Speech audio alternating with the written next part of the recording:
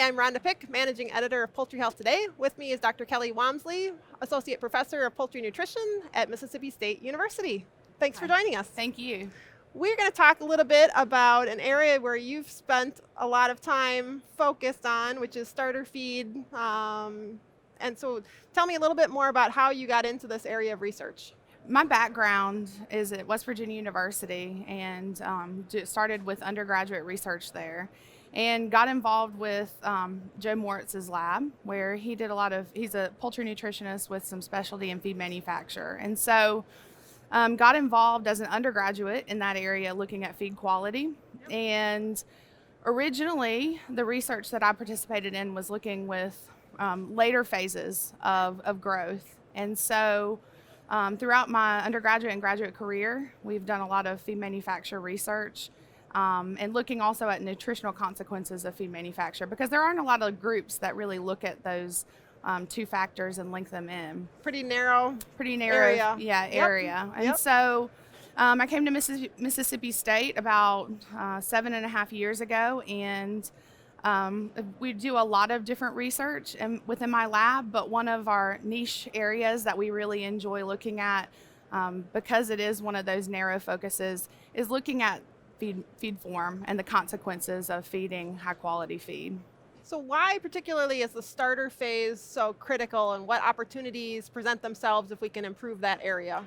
So in the starter phase, there's all this rapid growth that's going on, and there's been a lot of focus on if we can, improve the nutrient content of the feed, but there hasn't been a lot of focus on the starter phase in terms of feed form. We know that if we can get those birds off to a good start, then that can have, good effects later on in performance and ultimately economic return. So how did you arrive at investigating specifically the starter phase versus later in life? Okay, so like I said, a lot of the work that's been done and what I've researched in my graduate career and going up, we've really focused in on that later phase of feed form and what the consequences are of feeding high quality feed there.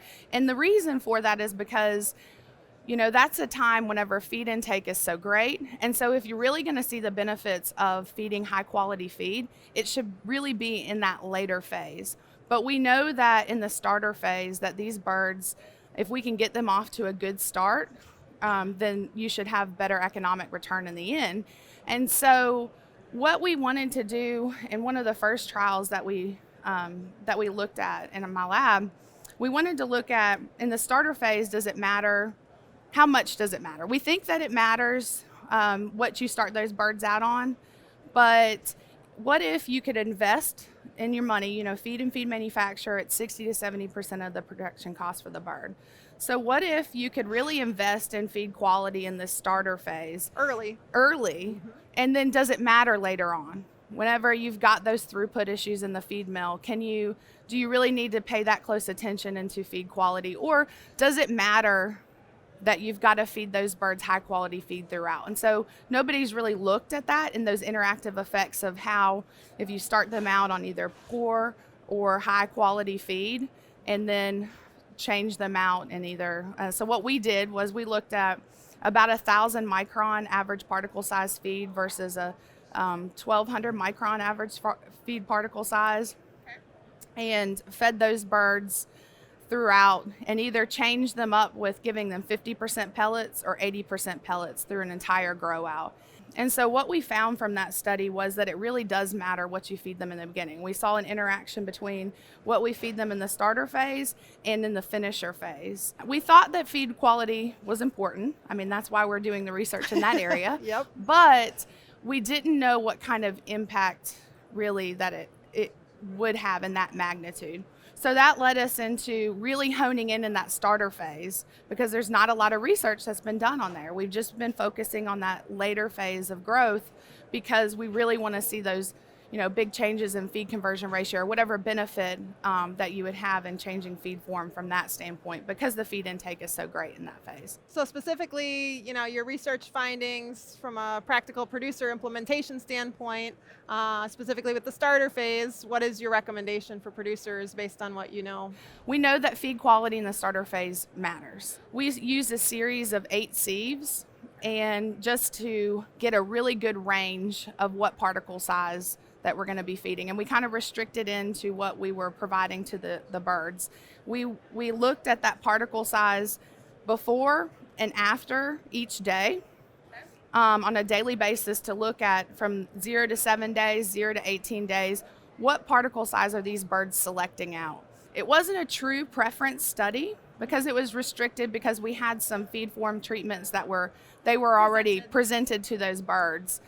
But what we see is those birds, even at a really young age, they start going after those really large particle sized feed, almost to the size of what would retain on a number 5 seed, which is what's considered to be a pellet.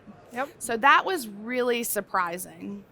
And ultimately what we found in that study is the birds performed better later on because we looked at that starter phase and changing the feed form, and then we fed them a common diet to 56 days, and we saw that those birds that were going after those larger particle sizes feed, those Early. did better. Mm-hmm. So then, as we wander down the road a little bit further and we get into the older birds, what's their preference? So we don't know that yet. So Okay. that's one of the gaps in knowledge. But also another gap is that we really truly don't know what the birds prefer because we restricted what we gave them. So that's one of the next steps that we're going to be looking at. We know that they're going after those larger particle sizes, but we just don't know how far up you can go. And from a practical standpoint, if you're making feed in the feed mill, I mean, if you can take out the step of crumbling feed, then that's going to help you on throughput. That's going to help you on electrical energy costs. And so that could have big economic implications in the long run. What are some other factors that you need to consider as you're looking at this?